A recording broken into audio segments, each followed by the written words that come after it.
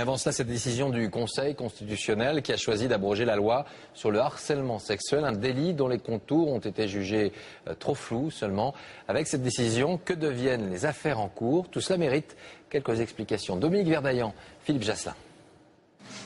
9 hommes, 2 femmes, les sages du Conseil constitutionnel ont rayé d'un trait de plume une loi vieille de 10 ans, punissant d'1 an de prison le délit de harcèlement sexuel.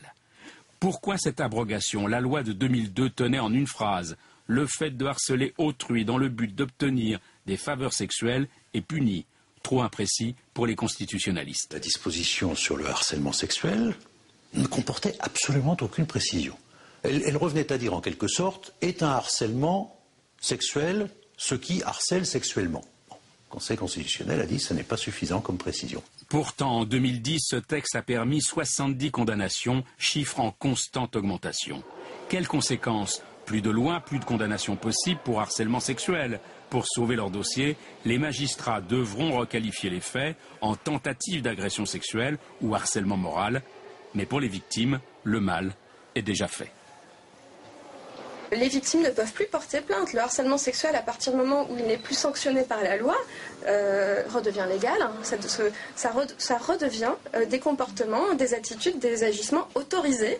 Le prochain gouvernement devra écrire une nouvelle loi, plus complète, plus précise. Le Parlement devra la voter le plus rapidement possible pour combler ce nouveau vide juridique. Alors voyons également maintenant quelles ont été les réactions du côté des victimes, ces femmes victimes de harcèlement sexuel et qui étaient parfois en attente d'un jugement. Sont-elles inquiètes ou optimistes sur les nouveaux contours d'une loi à venir? Élément de réponse avec Loumna Naki et Philippe Turpot. Nous l'appellerons Claire. Il y a 3 ans, cette fonctionnaire qui a souhaité rester anonyme a porté plainte contre son supérieur hiérarchique pour harcèlement sexuel. C'est un harcèlement que j'ai subi pendant 1 an et demi qui s'est terminé par une tentative de viol dans mon bureau.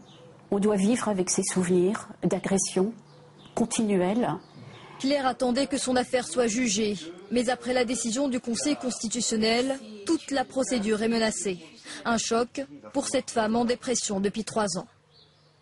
On ne peut pas le comprendre et une décision du Conseil constitutionnel est inimaginable à entendre de la part d'une agressée. C'est pas possible, mais où sommes-nous? C'est la justice de mon pays, celle-là? La plainte d'Aline Rigaud, elle, a été jugée et son supérieur hiérarchique condamné pour harcèlement sexuel.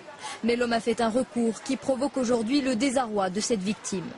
Il a été condamné à de la prison avec sursis. La peine en appel a été triplée, ce qui n'est pas rien. J'ai été reconnue à chaque fois comme victime. Et là, le Conseil constitutionnel balaye tout ça. Et il ne balaye pas que mon affaire, il balaye toutes les affaires des femmes qui sont en ce moment en train de porter plainte pour harcèlement. Tout ça passe à la poubelle. Même colère du côté des associations de défense des femmes qui appellent à un rassemblement demain à Paris.